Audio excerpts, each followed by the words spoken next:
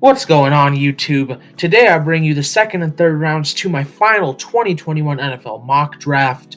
Um, 2 more days to go. Without further ado, let's get into it. Starting off with the number 33 pick with the Jaguars, and we are going to move through these selections a bit faster than we did yesterday.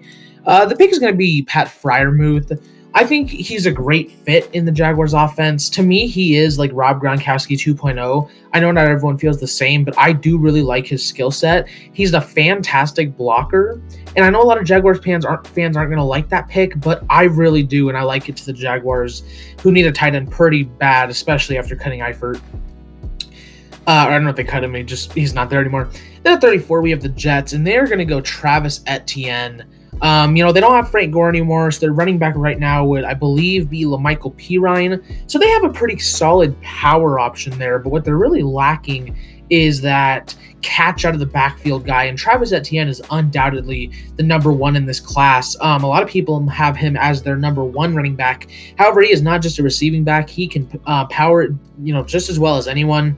Very solid running back, and the Jets could really use that, and it's a really nice pairing there for Zach Wilson there. Then at number 35, we have the Falcons, and they're going to go Javonte Williams. 2 running backs in the top 3 of the second round, but to me, it just makes sense, These are guys that I don't feel like should go in the first round, but are going to go very early in the second.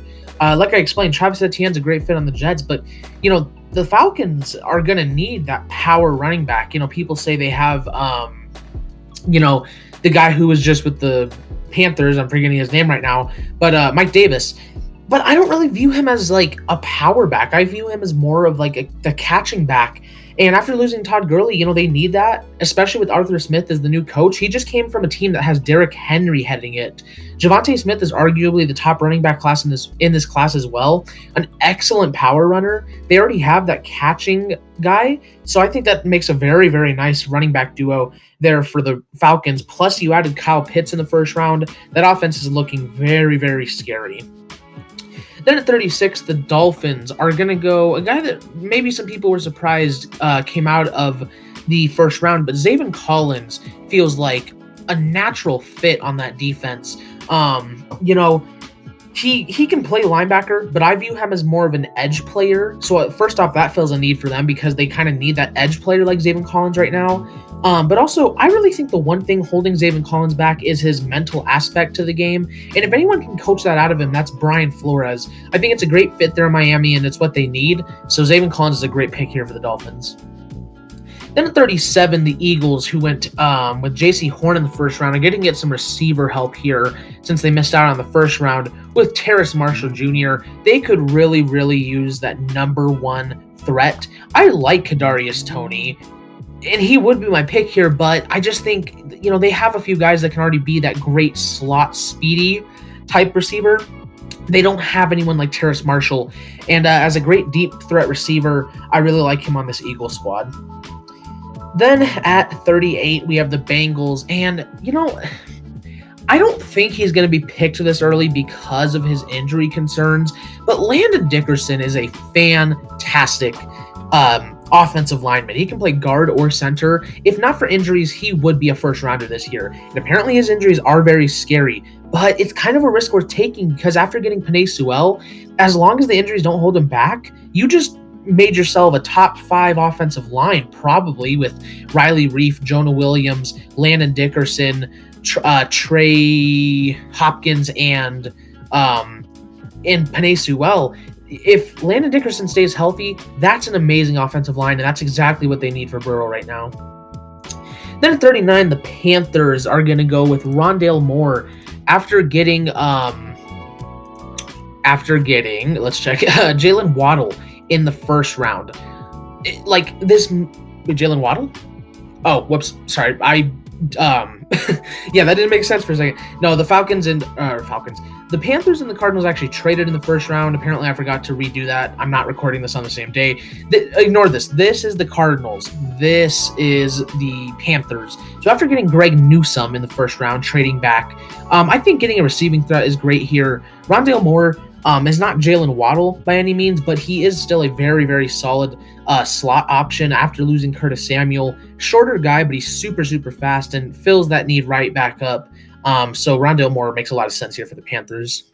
Then the Broncos at 40 are going to go with Levi Onwuzurike, a guy that I would not be surprised if he sneaks up into the first round. I think the only reason he won't is just because Christian Barmore is so good. But otherwise, if you look at this guy play, there's really not a single thing to nab him on. He is an all-around solid defensive tackle, and that's exactly what the Broncos could use. They don't have that star power, that number one big dude right there, and I think Onwuzurike fills that need perfectly for the Broncos.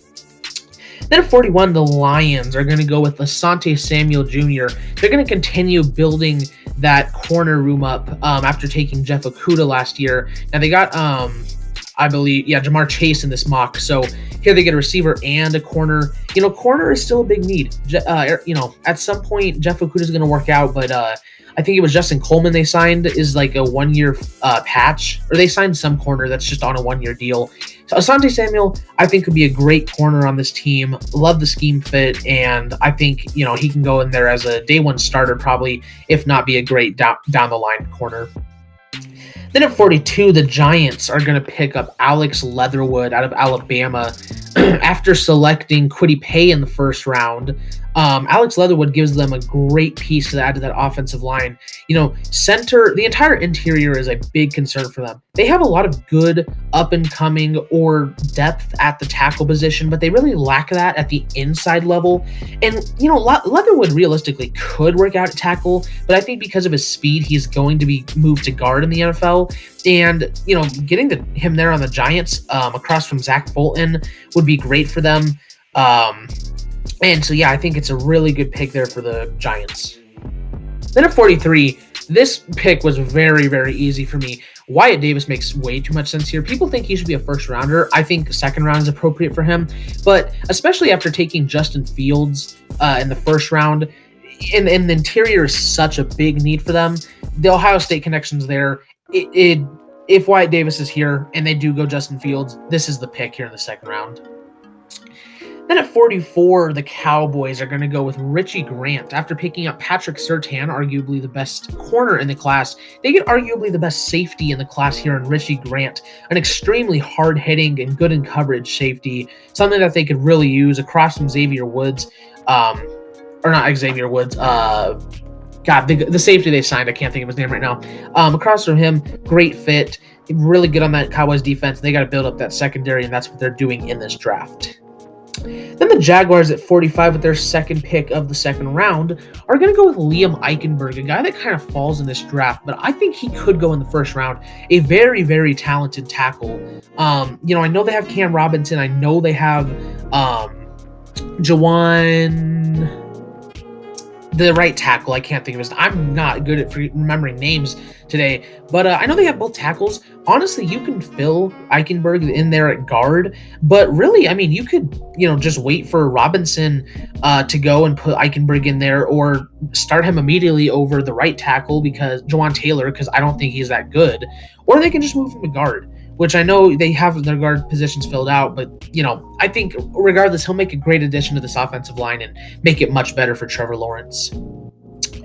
Then here at 46 with the Patriots, after taking Micah Parsons in the first round, this might not make sense at first, but Gregory Rousseau on this team makes a lot of sense to me.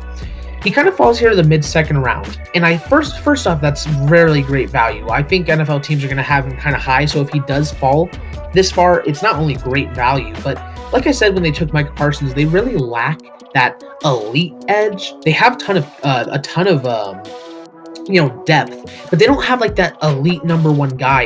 And Gregory Rousseau has the potential to be that elite number one guy with Micah Parsons on the other side on some plays. I think he'd be a game changer for that defense, and Bill Belichick would definitely know how to get that talent out of him. I get quarterback makes sense here, but I'm not really sure if any of these guys are going to fit that scheme really. I get maybe Davis Mills could, but otherwise, I think these are guys that Belichick would want to steer away from, and Rousseau just makes too much sense here. It's way too good value.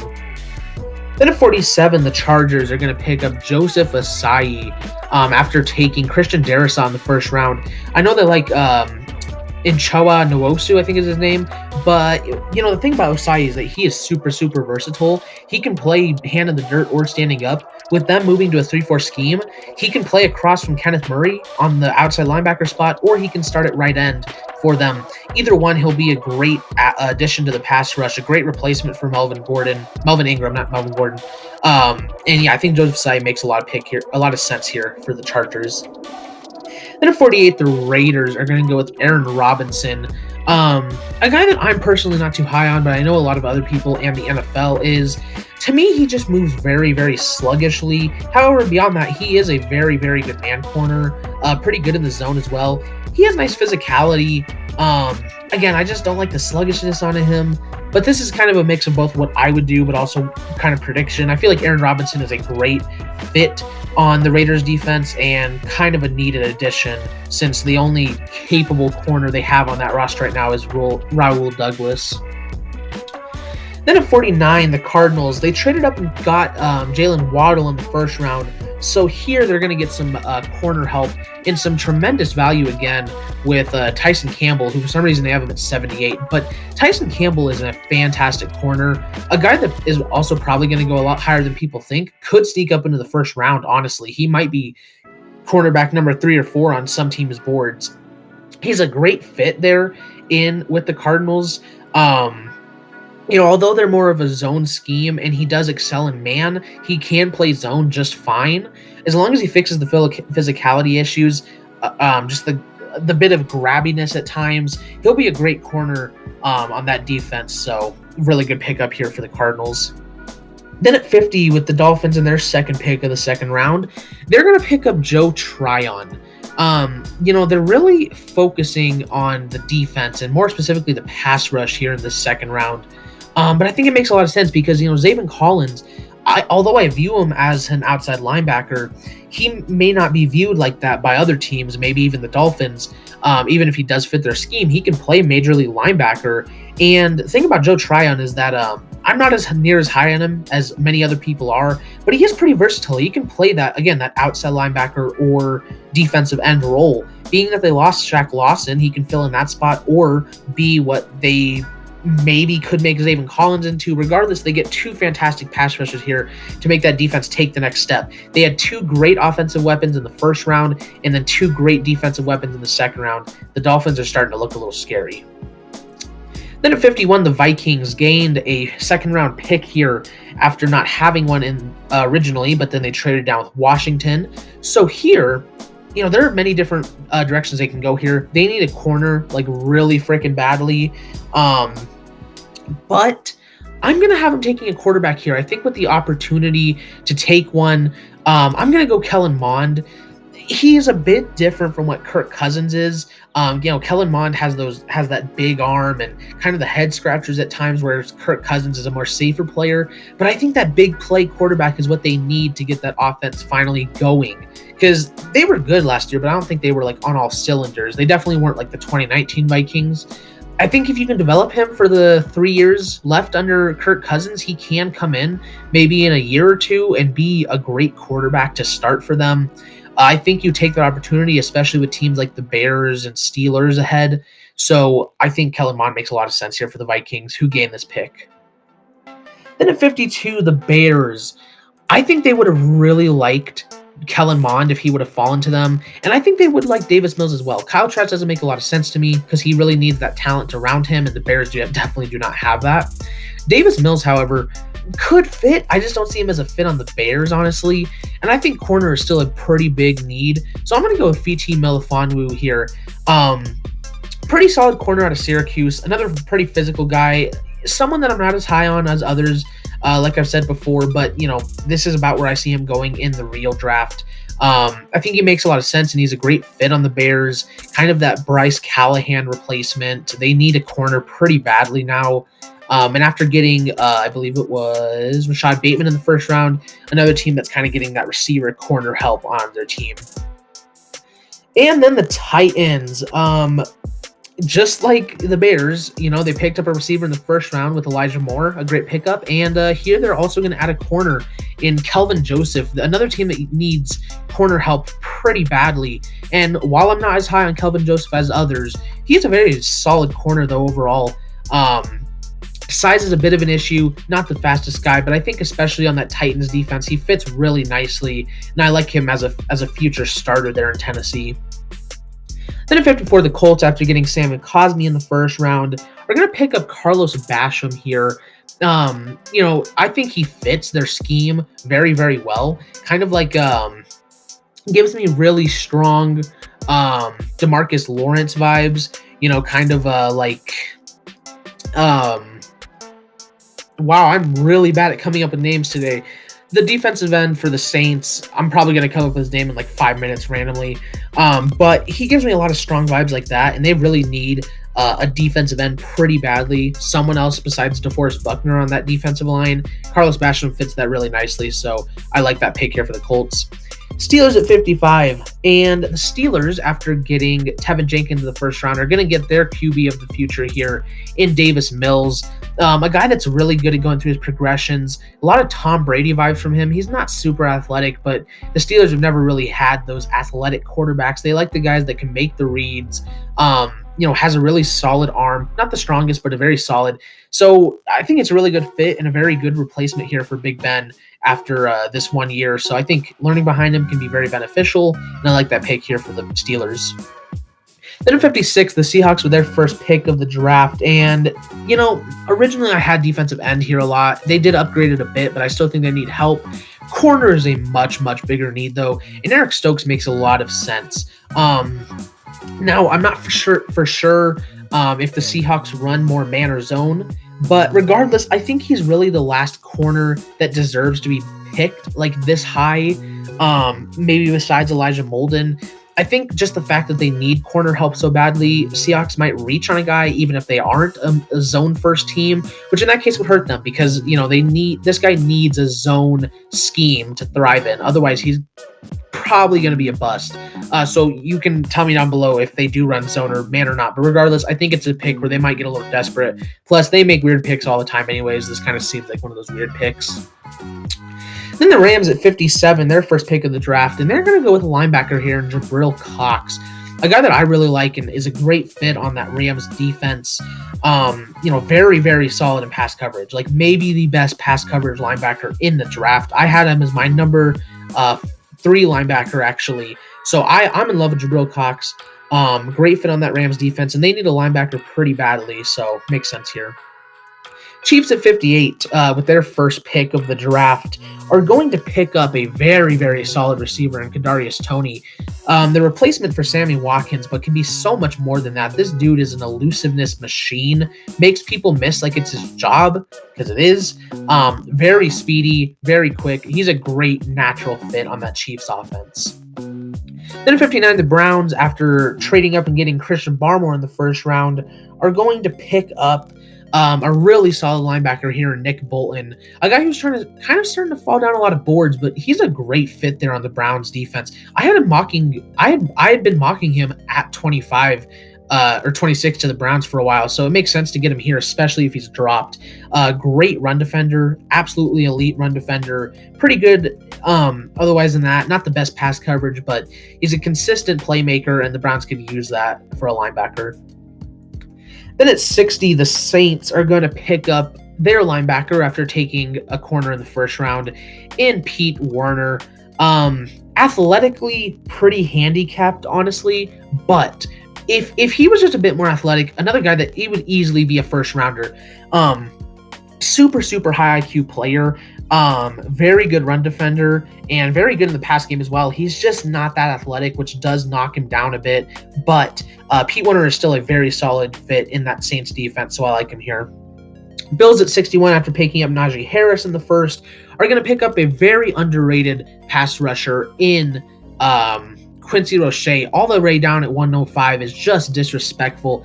This man, I would argue, and I do argue on my edge rankings, he is better than most other pass rushers in this class, including his teammate Gregory Rousseau. I think Rousseau and Phillips both overshadowed this guy. If you put him one-on-one, he's going to win most of the time, and that's very scary. An amazing pass rush addition for the Bills defense, and really makes that unit near elite, if not already elite. Packers at 62, they picked up Jamin Davis in the first round. So here they could get a receiving threat, but I do really like Trey Brown. I think Trey Brown is another one of those very underrated players in this class, 197 on a PFN's database, but a very underrated guy. He's going to go a lot higher than people think. Very solid in man coverage. He's a bit undersized, but that doesn't mean he's going to be bad. I like to think of him as Chris Harris Jr., and the Packers desperately need someone across from Jaire Alexander, so I think that'd be a great pairing there. Plus, they're getting Zach Pascal. I know it's not the receiver Packers fans want, but at least you're getting a receiver already. Then the Chiefs are their second pick of the second round, and I've mocked this to them in the first when they still had this pick, and being that he's still here, it just makes too much sense. They could still use a tackle on that right side or left side if they want to move. Well, no, they can't put Orlando Brown back at right tackle, but if they want to put him at, well, he can play right tackle just fine. Spencer Brown is so amazingly athletic. Another guy that's probably going to go higher than people think. 6'9", like 320 pounds, but yet he's the most athletic tackle ever. Like, this dude is an absolute monster. He's going to be a mauler on that Chiefs offense. Their offensive line just got better over the offseason if they get this guy. So, yeah, it's really scary pick there for them. And then at 64, the Buccaneers are going to end it off by taking Kyle Trask. It makes a lot of sense. You know, like I said earlier, I think the Bears will pass on him unless they want to be stupid because he needs that talent around him. I mean, in a year or two, you're giving him Chris Godwin and Mike Evans, plus, you know, Scotty Miller's probably going to be better by then. You know, and maybe they'll get a tight end by then. And an amazing defense. I mean, it makes sense. Learn under Brady for a year or two, fix those mechanics. He can come in and be an immediate starter and one of the best quarterbacks in football because he thrives with the stuff around him. Then moving into the third round, we're going to speed through this a bit. 65 for the Jaguars, their fifth pick of the draft so far. We're going to go with Tyler Shelvin. Really nice, big-bodied guy to fill in that tackle gap that they have right there. Because I still think they need that elite big-bodied guy, and that's what Tyler Shelvin is. 66 for the Jets. They're going to pick up a tackle. Really should be listed as a guard in Jalen Mayfield. They could upgrade their offensive line, and I think he'll probably slot in at guard better. Big upgrade over Van Roten and whoever's at left guard. So, yeah, Jalen Mayfield, great pickup here. Texans with their first pick of the draft, they still need to upgrade the offensive line, in my opinion. You know, they got Marcus Cannon. Other than that, I mean, they signed Justin Britt, but I don't even know if he's going to start. A guy that I'd really love on this Tennessee team is Quinn Miners. Very, very solid guy. Very underrated as well. The one kind of concern is the competition he faced at Wisconsin. However, if they want him to play center, if they want to switch him to guard, makes sense either way. I really like him on that Texans offensive line, which I still feel like they need to upgrade regardless. Falcons at 68 are going to pick up a pretty solid corner in Paulson Adebo. They could still use some corner help pretty badly, and I think he'd be a great fit across from AJ Terrell. At 69, the Bengals are going to pick up their first non-lineman of the draft in Brevin Jordan. Although I have Thaddeus Moss as a breakout player next year, they need a tight end pretty badly to help fill out that offense completely. And giving Joe Burrow an absolutely godly playmaker like Brevin Jordan, basically a $2 store Kyle Pitts, as I call him, you know, he's a super, super good tight end to add to that offense. At 70 for the Eagles, they're going to pick up Baron Browning. You know, even after Eric Wilson, they still need some linebacker help and just some defensive help in general. I like him as a guy for the future, and I think he's a really solid fit on the Eagles. 71 for the Broncos, they're going to pick up Jamar Johnson, the safety out of Indiana. I feel like he's, like, after this year, an immediately good replacement for Kareem Jackson. Plays very similar to Kareem Jackson in a way, too. If anything, at worst, he's great depth for that safety unit, so I really like that pick there for the Broncos. Obviously a pick for the future, though. Then at 72 for the Lions, they are going to go with Davion Nixon. They need some pass rush help, and especially like that nose tackle position ever since Snacks left. So Davion Nixon feels like a great fit on that defense. I really like him for a Detroit defense with, what's their coach's name? God, I'm not remembering names today, but the guy who's going to take a chunk out of your knee. I feel like he's a great fit on that defense. Then at 73 with the Panthers, they're going to go Chaz Surratt, their replacement for Luke Kuechly.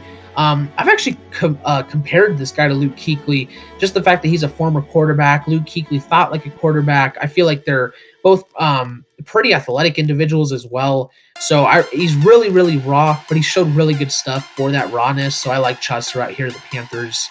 74 for Washington.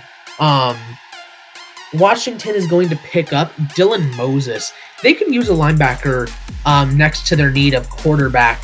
And Dylan Moses is one of the more boomer bust players, but I think they can take that because they're such a good and filled out complete team to where at worst the guy doesn't work out and you still have an elite team. At best, he plays like he did a couple years ago and he turns into one of the best linebackers in football. Boom, you've got a linebacker. I think it's a risk worth taking. I still really like Dylan Moses. He played all last year with a torn meniscus, so you can't really blame his play that much. If anything, it just shows you his great attitude. So I like Dylan Moses. 75 for the Cowboys. After they've upgraded the secondary so much, they're going to upgrade the pass rush here with Alim McNeill. Davion Nixon would have been a great fit in this defense, but obviously they miss out on him after the Lions take him. So Alim McNeill feels like the next best fit in that defense. They could use that true defensive tackle, so Alim McNeill right here to the Cowboys. 76 with the Giants. And the Giants are going to go with J2 Feel. After losing Dalvin Tomlinson, they need that true nose tackle. They fill out the defensive line here. I had who I'm assuming a Giants fan comment the other day saying that Kwity Paye was a stupid pick because they have arguably a top 5 defensive line. Let that sit for a second. I'm sorry, buddy. You do not have a top 5 defensive line. You have Leonard Williams, who was kind of like that was his first great year last year. You lost Dalvin Tomlinson, and are you calling Dexter Lawrence great? Sorry, no. J2 Field is a great big-bodied guy to add to that defensive tackle position. Chargers at 77 are going to pick up a very good corner here in Elijah Molden. Could step in and be one of the better slot corners automatically in the NFL. They need corner help, and especially a corner for the future, since all they have left at this point is Chris Harris Jr., so it makes a lot of sense here for the Chargers.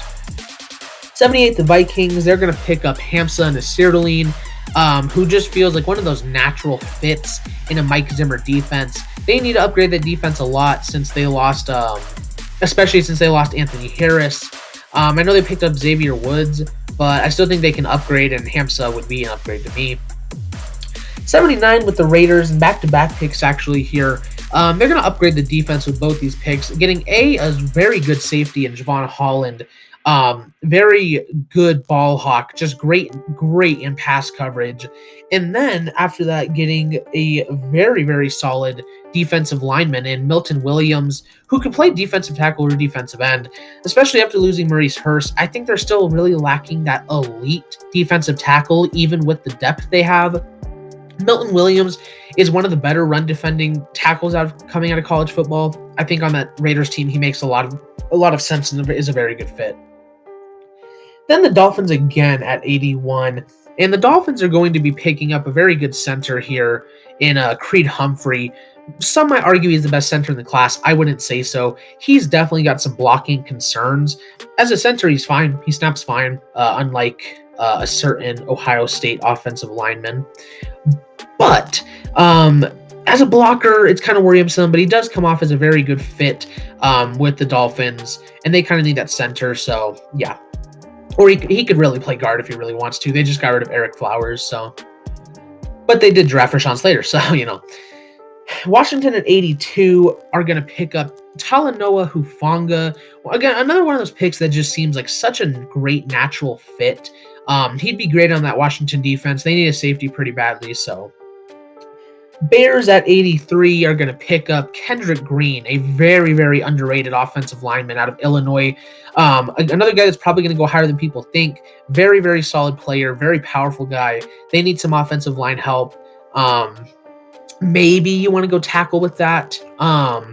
But, you know, I still feel like regardless, it's an upgrade, and I like him the best out of any pick here. So then at 84 for the Eagles, they're going to pick up Ardarius Washington, again addressing the defense because it just needs a lot of help. And Ardarius Washington, again, just seems like a natural fit on that defense. A bit undersized, but he's very speedy, and I really like him on there on the Eagles defense. Titans at 85 are going to pick up Jackson Carman, their replacement for both Dennis Kelly and Isaiah Wilson.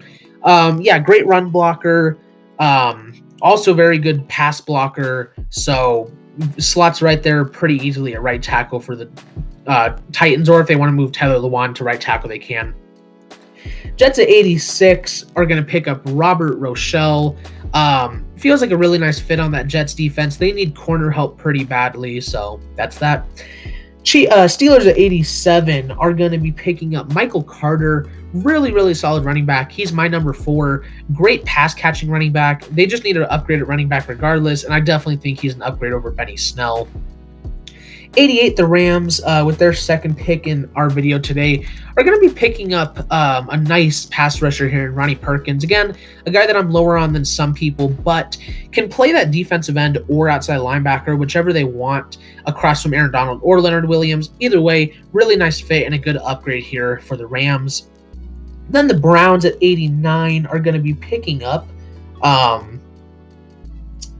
Dyami Brown out of North Carolina. Again, a really nice slot option, but can also still play just very well overall. They could use at least some depth at wide receiver if they don't trade away Odell Beckham, or even if they do. So Dyami Brown's a really nice fit there.